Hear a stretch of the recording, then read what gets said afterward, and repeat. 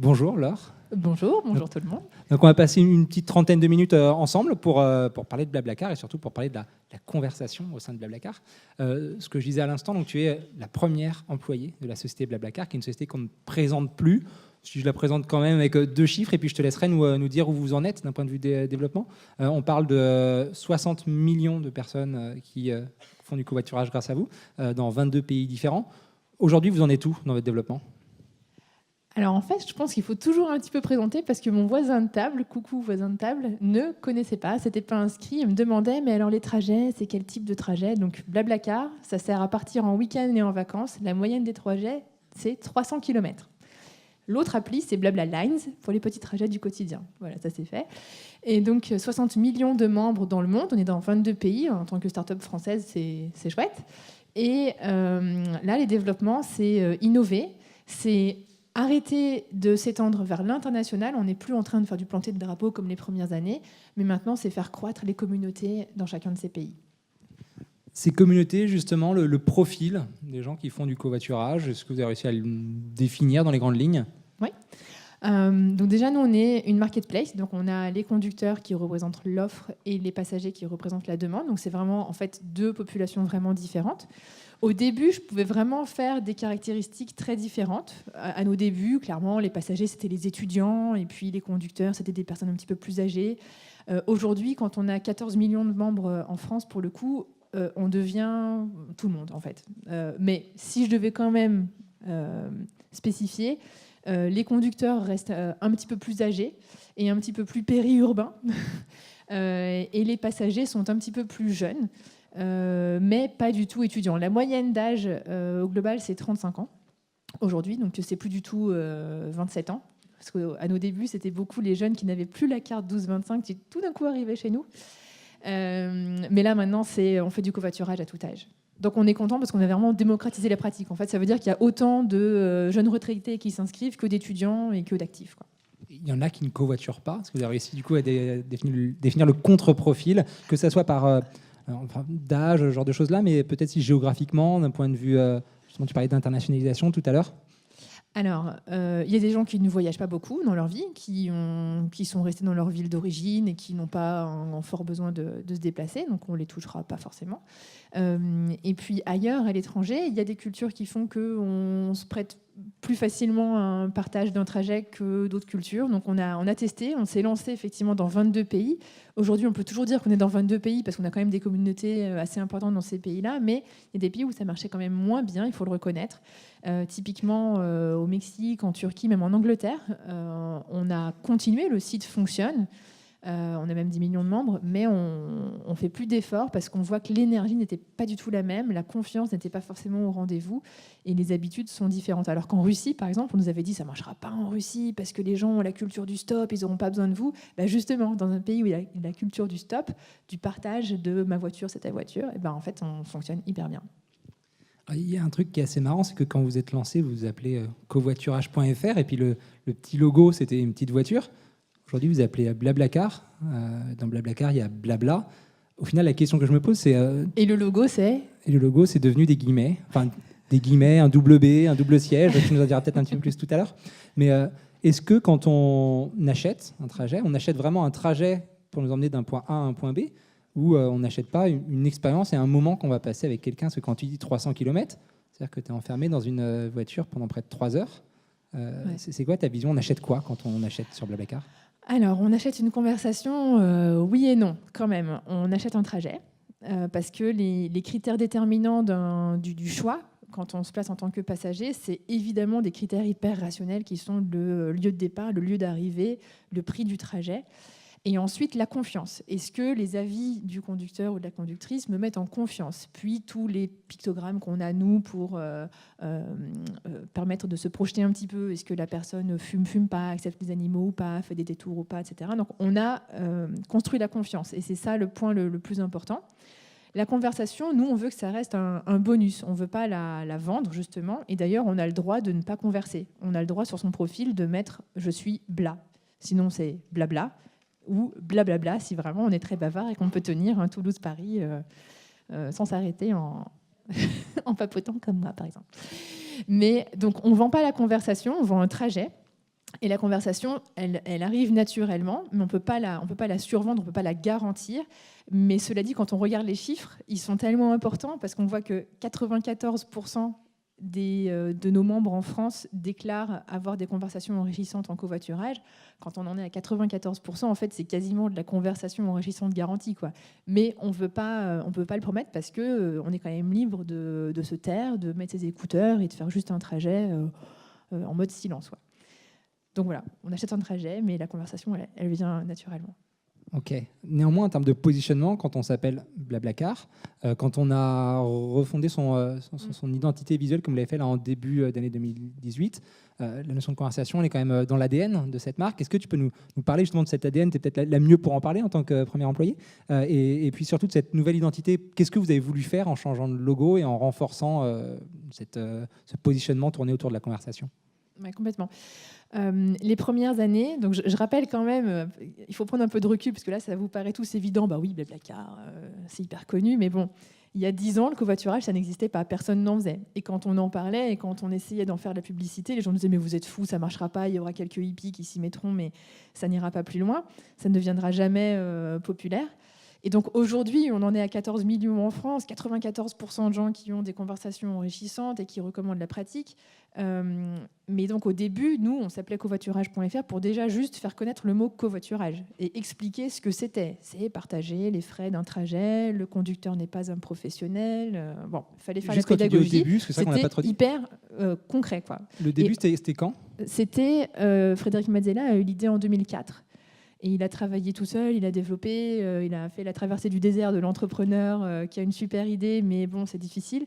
Moi, je suis arrivée en janvier 2009, c'était sa première salariée, et donc il avait déjà bossé 5 ans tout seul, en fait.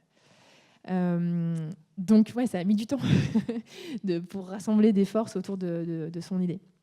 Et donc, aujourd'hui, pourquoi est-ce qu'on fait ce rebranding, comme on dit, changer d'identité visuelle et d'aller plus vers la conversation? Alors, on nous tacle un petit peu sur ce nouveau logo.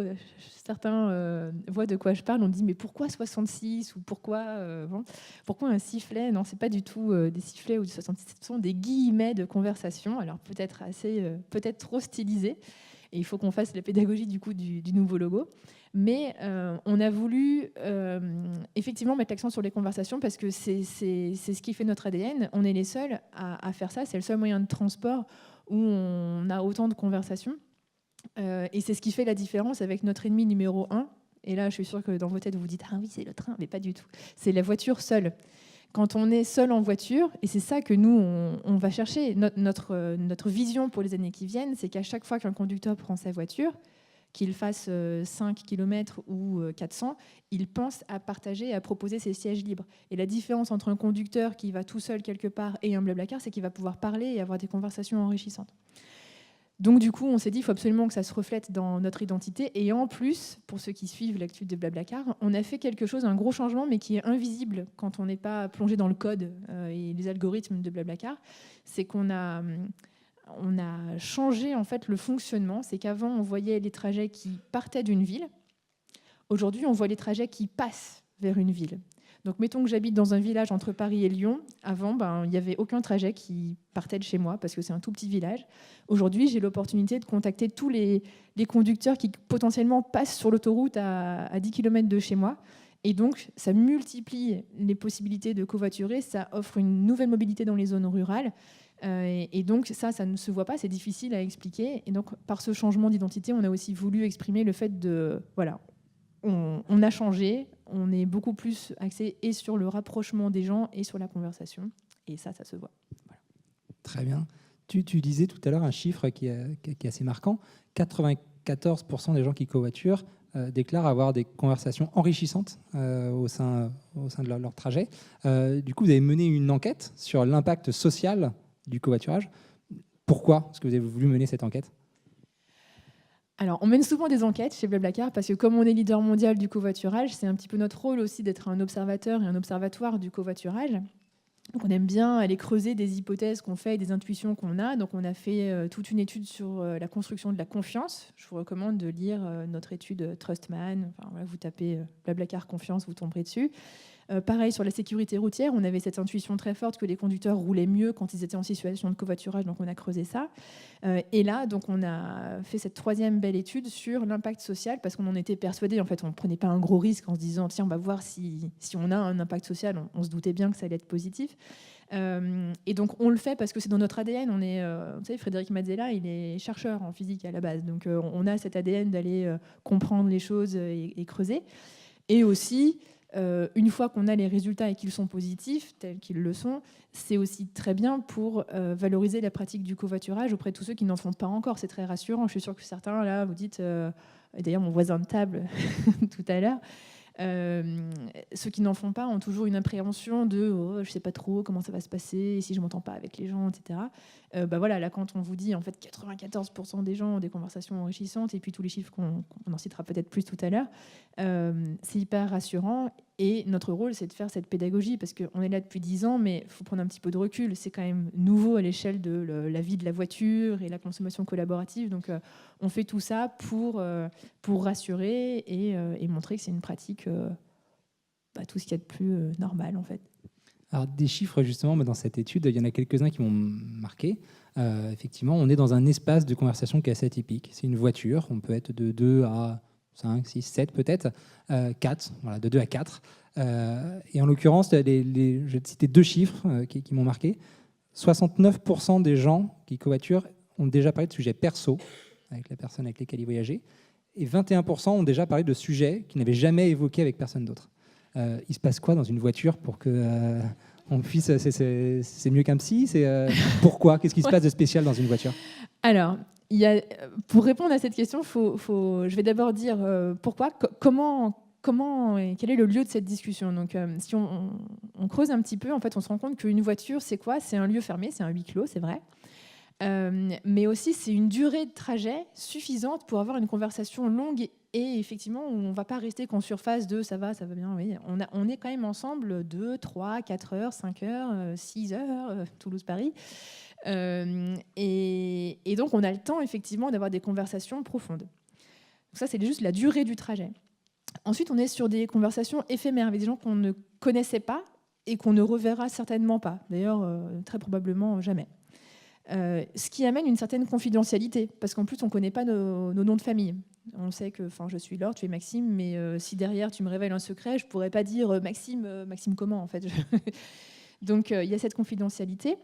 Et puis, il y a le fait aussi qu'on regarde tous la route. Alors ça n'a pas été étudié beaucoup, il faudrait creuser, mais le fait qu'on ne se regarde pas dans les yeux, c'est moins intimidant qu'une conversation, les yeux dans les yeux, en fait. Donc voilà, on reste longtemps ensemble, on ne se reverra pas, ça libère la parole. Et donc ça, c'est le contexte. Et ensuite, avec qui on a ces conversations? On a ces conversations avec des gens qu'on n'aurait peut-être jamais rencontrés. C'est une grande diversité, en fait, dans le covoiturage, parce qu'effectivement, les conducteurs et les passagers ne sont pas au même moment de leur vie, n'ont pas le même âge. Il y a une grande diversité de générations sociales, mais aussi culturelles. Et du coup, c'est hyper enrichissant de quelqu'un de plus âgé va conseiller quelqu'un de plus jeune, c'est de l'entraide et des points de vue différents qui amènent des conversations riches, du coup. L'autre chiffre qui est assez marquant aussi, c'est l'impact que peut avoir le covoiturage sur les opinions et le fait de pouvoir, avec des gens qu'on ne connaissait pas quelques heures avant, changer d'opinion. Et en l'occurrence, c'est 51% des gens qui covoiturent qui estiment avoir déjà changé d'opinion sur un sujet. Tu as des exemples, tu as des histoires à nous raconter là-dessus? Oui, sans aller jusque-là, mais ceux-là sont très marquants. Par exemple, un trajet avec une féministe. 2 hommes dans la voiture, pas trop convaincus. Finalement, au bout de 3 heures de conversation, alors peut-être pas exclusive sur ce thème-là, mais on en ressort quand même sensibilisé à cette cause. Pareil sur des sujets comme l'homosexualité, ou pareil sur des sujets comme des grèves en cours, où je pense à une prof, j'ai fait un trajet avec une prof, c'était il y a quelques années, il y avait un mouvement de grève des profs. J'ai beaucoup mieux compris et beaucoup mieux accepté, et beaucoup mieux, parce que je n'ai pas d'amis profs. Voilà. Donc en tout cas, on n'avait pas parlé de ces sujets-là. Donc du coup, juste le fait de rencontrer des métiers différents, on arrive à découvrir leur quotidien et à apprendre de leurs enjeux et à mieux comprendre leurs revendications potentiellement. Ça, c'est des exemples un peu extrêmes où il y a un côté un peu militant, mais c'est juste aussi la gestion des déchets ou l'écologie. Enfin, il y a plein de sujets comme ça qu'on peut aborder, qu'on ne connaît pas, et juste en apprenant plus et en ayant plus d'infos, on change d'avis. Il y a un truc qui m'a marqué. Je ne suis pas un très grand covoitureur. Et en fait, je me suis dit, tiens, la première fois que j'ai regardé, je peux certainement trouver des gens qui vont m'amener d'un point A à un point B, qui ont des points communs avec moi, et ça va être sympa, je vais passer un bon moment avec eux, je vais chercher mon critère de sélection. Et en fait, non, je ne peux pas sélectionner les sujets. Et quand j'en ai discuté avec toi, tu m'as dit, mais en fait, on est une sorte de contre-algorithme. C'est-à-dire là où aujourd'hui, sur un feed Facebook, tout est contextualisé en fonction d'un comportement, sur les sites qu'on consulte, en fonction d'un critère ou autre, on va avoir de la publicité qui est très, très ciblée. Blablacar, c'est une sphère sociale où il n'y a pas ce biais, justement, de l'algorithme. Et c'est un choix, ça vraiment, vous avez voulu défendre. Pourquoi est-ce qu'on ne peut pas choisir de covoiturer avec quelqu'un qui a les mêmes passions? Alors, c'est vrai que c'est un choix parce que techniquement, c'est facile. On aurait la possibilité technique de demander très rapidement aux conducteurs quelle radio ils écoutent, quelle musique ils aiment, quels sont leurs sujets de prédilection, et de faire un matching avec les passagers qui ont les mêmes. Mais on ne veut pas le faire. La raison principale étant, on préfère que ce soit la surprise. Et c'est ça qui amène des conversations complètement inattendues. Si on est passionné d'escalade et qu'on est avec un gars qui fait de l'escalade, on va parler de son sujet et on ressort avec rien de nouveau finalement. Alors que là, cette magie opère, et c'est ça, on se rend compte que ça génère aussi beaucoup de satisfaction de découvrir des profils nouveaux. Après, par ailleurs, là c'est plus je mets ma casquette start-up et place de marché, etc. Quand on veut faire du matching, nous on est quand même sur du transport, plus on met des filtres, et ça je vous le conseille, quelles que soient les startups qui sont là, quand on démarre sur quelque chose où il y a une place de marché, si on propose aux passagers de filtrer de plus en plus, alors mettons qu'au départ on avait 100 trajets qui matchent sur juste Paris-Lyon, je ne veux pas prendre Paris-Lyon parce que bon bref, Gap, Brive-la-Gaillarde, voilà, on va faire un truc beaucoup, beaucoup moins populaire, on va dire. Eh bien, si je filtre sur je veux tel type de voiture, je veux tel confort dans la voiture, telle place pour les bagages, telle musique, voilà, on se retrouve finalement avec un trajet ou 0 trajet. Donc nous, on préfère que les critères les plus importants soient la distance du point de départ, point d'arrivée, le prix, parce qu'on sait que nos passagers sont très sensibles au prix. Et puis que la sécurité soit garantie avec un niveau de confiance. Nous, on est là, justement, on est un tiers de confiance. Après, la conversation, on veut que ça reste de l'ordre du bonus. Vous verrez bien. Nous, on vous garantit que c'est quelqu'un digne de confiance. À partir de là, vous aurez peut-être des sujets complètement différents et ce sera top. Tu arrives à comparer ça avec un autre univers, avec une autre sphère sociale? Parce qu'aujourd'hui, quand on prend un peu de recul, on se dit, OK, il existe quoi aujourd'hui en 2018 comme autre lieu où on peut se retrouver enfermé. Ouais. Mais c'est souvent ça le feedback. Et d'ailleurs, vous, posez-vous la question, depuis combien de temps vous n'avez pas eu une conversation, même avec un ami, pendant 4 heures de suite? En fait, ça n'arrive pas souvent. Donc, effectivement, passer autant de temps avec des gens qui, en plus, sont des inconnus, c'est unique. Et du coup, c'est pour ça qu'on en a fait. C'est vraiment c'est ce qui fait notre unicité. Et c'est pour ça qu'on a aussi mis les guillemets dans le logo. C'est l'endroit, le lieu, le moment où on génère de la conversation. Je rebondis sur une question qui est posée sur Slido. Slido, qui est l'outil qui permet de poser les questions. Tu sais, tout à l'heure, notre concurrence, ce n'est pas forcément le train, notre concurrence, c'est plus la voiture perso. Si on se projette dans quelques années, on parle beaucoup de voitures autonomes. Ouais. C'est un sujet que vous abordez de quelle manière chez Blablacar? On est serein parce qu'en fait, Blablacar, il ne s'agit pas forcément de mettre en relation un propriétaire de voiture avec des passagers. Il s'agit de mettre en relation des personnes qui vont au même endroit. Donc le jour où la voiture elle sera autonome, elle aura quand même une direction. Elle ira quand même forcément quelque part à une adresse. Et donc, nous, on sera équipés pour optimiser le remplissage de cette voiture aussi, parce que ce n'est pas parce qu'elle sera autonome qu'elle sera gratuite et que le trajet n'aura pas de coût. Donc, nous, on sera là pour optimiser les trajets, même autonomes, parce que ça fera du sens et que ça n'aurait pas de sens, du coup, de faire circuler une voiture autonome par personne si on peut optimiser les trajets. Donc, on est confiant et on sera là pour travailler avec les gérants de ces flottes-là. Ok, je reste sur une autre question qui est aussi sur l'avenir, parce qu'on est sur l'avenir là. On nous parle du rachat de l'ES que vous avez récemment racheté. Déjà, tout le monde ne connaît pas forcément. Est-ce que tu peux nous repréciser ce que c'est et puis pourquoi et est-ce que ça va entraîner comme changement au sein de Blablacar? Alors, l'ES, c'est une société qui avait été lancée par JB Rudel, le fondateur de Criteo. On en avait un petit peu parlé avant. Sur le covoiturage courte distance, domicile-travail. Et nous, on avait notre application Blablaline aussi. Enfin, on a notre application Blablaline. Et donc, on a vu dans cette opportunité de se rapprocher de l'ES, parce qu'en fait, JB Rudel reprend la main de Criteo. Il s'était éloigné un petit peu. Et donc, cette équipe n'avait plus de managers, plus de dirigeants, et était amenée à s'arrêter. Et nous, on a vu l'opportunité de se rapprocher d'eux, parce que ce sont des talents, c'est une équipe. Nous, on recrutait. Et donc, c'est vraiment une belle opportunité parce qu'on a du coup une vingtaine de nouveaux collègues qui arrivent, ce sont des talents et qui vont du coup rejoindre les forces de l'équipe Blablaline, mais aussi d'autres équipes chez Blablacar. Donc, c'est du recrutement top niveau en un clin d'œil, quoi.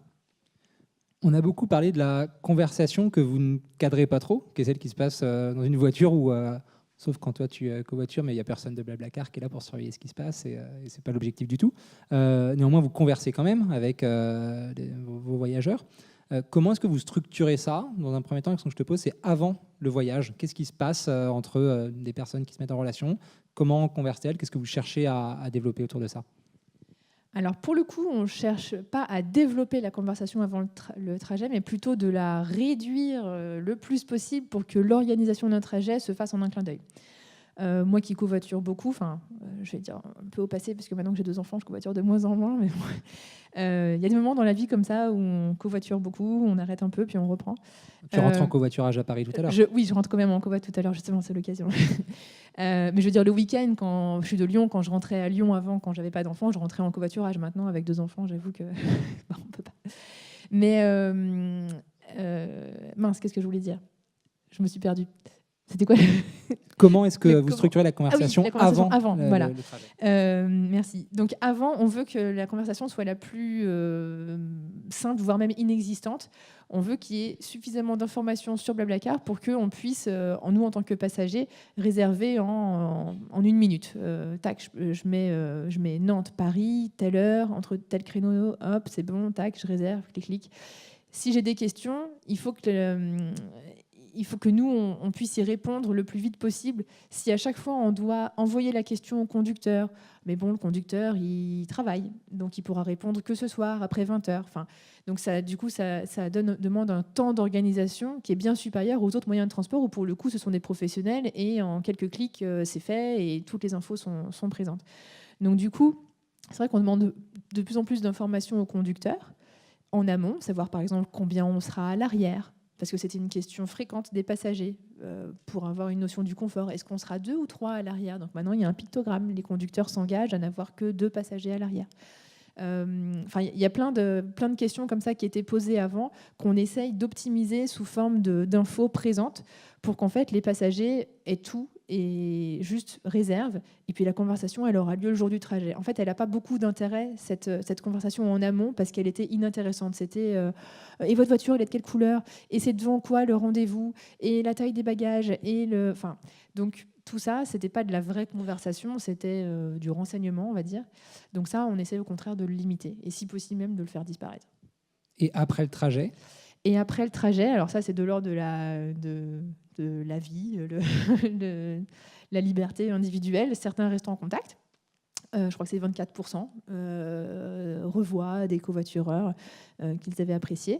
Et la plupart du temps, non, on ne se revoit pas. Et la conversation, par contre, elle se termine. Il y a quand même un point final à cette conversation éphémère qui est la vie qui est laissée. Et donc ça, c'est hyper important. Nous, on réécrit aux membres jusqu'à ce qu'ils laissent leur avis, parce que c'est ça qui constitue la confiance, en fait. L'expérience. Ça m'intéresse de rebondir là-dessus quand même, parce que si on rentre un peu dans l'opérationnel, quand on réécrit aux gens, si tu nous parles un peu de ça se passe comment, quel type de relance, ça fonctionne de quelle manière? Alors, déjà dans le produit, dès qu'on finit le trajet, sur l'appli et sur le site, on voit tout d'un coup sur notre tableau de bord, laisser un avis à Maxime. Donc directement sur mon tableau de bord, voilà. Mais si je ne le fais pas, on va nous envoyer un mail, puis potentiellement un deuxième mail, pourquoi pas, on est en train d'essayer aussi d'autres moyens. Nous, on est en lien avec nos membres aussi via les push alertes de l'appli ou un petit message au sein de l'appli. Enfin, voilà, on a un mix comme ça qui nous permet de relancer. Ou alors, ça va attendre peut-être leur prochain trajet. Et quand ils reviendront pour organiser leur trajet suivant, ils verront que ils ont une notif. Oui, j'avais oublié de laisser mon avis. C'est hyper important de laisser un avis parce que cette confiance qu'on a construite entre un conducteur et un passager, elle est que entre nous. Si je ne la partage pas, c'est dommage. C'est une relation qui existe entre nous. Et donc, il faut que je la prenne et que je la mette à l'écrit pour dire c'est bon, vous pouvez y aller. Vraiment, il conduit bien, il est ponctuel, conversation intéressante. Et ça rassure tellement les passagers suivants que c'est vraiment crucial de partager cette confiance-là. Blablacar, c'est une marque qui est presque devenue communautaire. On voit d'ailleurs les petits autocollants derrière les voitures, je covoiture, comme si les gens sont fiers et ça permet de se reconnaître. Cette communauté, comment vous vous en servez ? Est-ce que vous cherchez à la construire, à la développer ? Et puis, ça sert à quoi après d'avoir une communauté comme ça ? Ça sert à tous les niveaux. Ça sert à co-construire. On est très très proche de la communauté. Déjà, on a fait le choix, et ça c'est important, d'avoir le service relation membre, donc d'autres appelleraient ça le service client, nous c'est relation membre, chez nous en interne. On n'a pas externalisé ce métier-là. Donc du coup, du fait d'avoir cette relation membre et d'avoir des critères de qualité, on répond à tout le monde le plus vite possible. Bon là, j'avoue qu'avec les gros pics et les ponts et les grèves, on a un trafic incroyable, donc on a pris un petit peu de retard sur les réponses, mais en temps normal, on répond hyper vite et à 100% des messages. Ça sert parce que d'une part, c'est de la qualité. Et donc, il n'y a pas que le covoiturage qui compte, il y a aussi la partie après. Si on nous pose une question et qu'on ne répond pas, on n'est pas digne de confiance. Alors que là, on répond et donc ça génère de la satisfaction et de la recommandation. Et on construit, c'est-à-dire qu'on écoute beaucoup les feedbacks qui nous arrivent par le service relation membre, par le formulaire de contact. Ça, c'est une chose, mais aussi on va aller chercher et on organise des événements, ce qu'on appelle des blabla time. D'ailleurs, j'étais il y a peu de temps au Cascabel, un bar de Nantes pour ceux qui ne connaissent pas. On fait des blabla time, donc c'est des meet-up en fait avec nos membres pour plusieurs choses, leur donner des news, les informer des nouvelles fonctionnalités. Donc ça, c'est plutôt de la communication de nous vers eux. Et puis on en profite, on est là avec nos petits cahiers et on note toutes leurs idées, toutes leurs doléances d'amélioration. Et c'est comme ça qu'on réunit tout. On a une équipe de recherche qui compile toutes les demandes de la communauté. On a même un outil, une plateforme pour ça. Et c'est comme ça qu'en étant toujours le site qui répond le plus aux attentes de la communauté, on est là pour leur rendre service. Et il y a les blabla helpers. Il y a des blabla helpers, donc ça c'est le cran du dessus.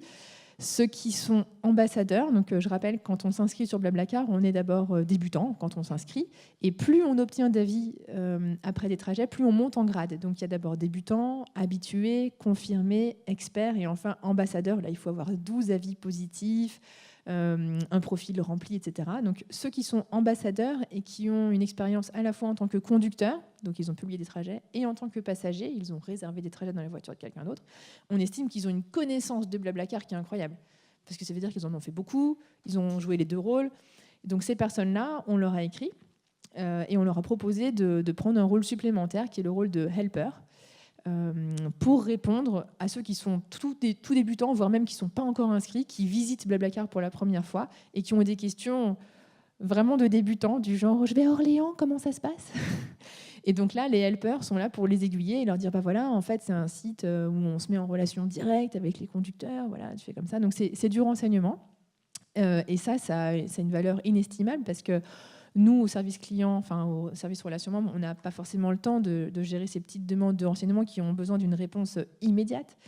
On est là plutôt pour les niveaux 2, 3 classiquement service client. Donc les helpers sont là bénévolement pour aider certains à se mettre au covoiturage, eux qui aiment tant le covoiturage, et pour certains, ça a changé leur vie. Enfin, ils voient leurs enfants beaucoup plus souvent, ils voient leur famille, leurs amis beaucoup plus souvent. Donc, ils veulent contribuer aussi à la croissance de cette pratique en aidant.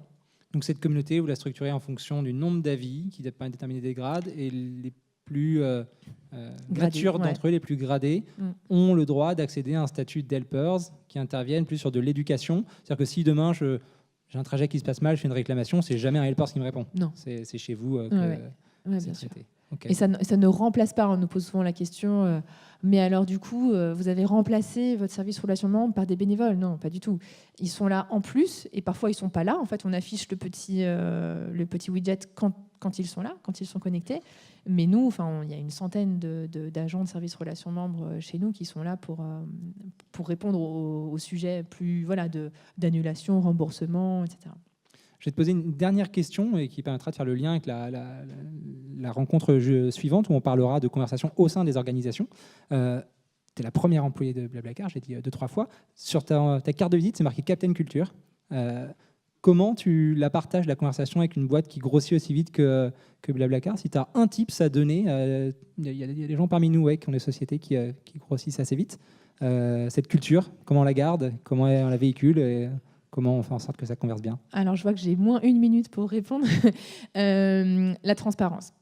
Notre culture, elle est très forte, elle est partagée, elle est co-construite avec l'équipe depuis plusieurs années. On l'a même formalisée en 2013 en partant en séminaire tous ensemble.